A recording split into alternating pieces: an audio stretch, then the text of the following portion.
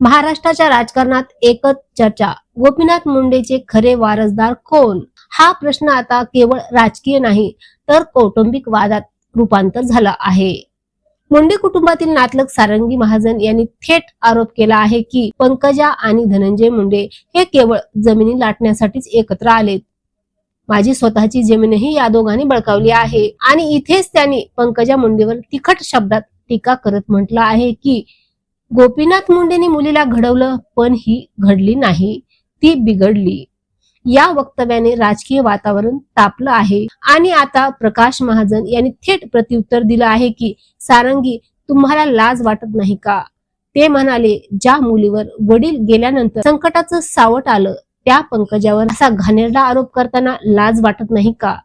प्रकाश महाजन पुढे म्हणाले, तुम्ही गावोगावी पुस्तक घेऊन हिंडता आणि लोकांना बदनाम करता, याची लाज वाटायला पाहिजे.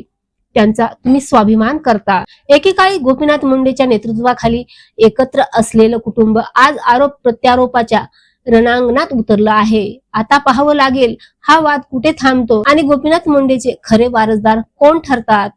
तुमच्या मते खरे वारसदार कोण आहेत? कमेंट्स मध्ये नक्की सांगा.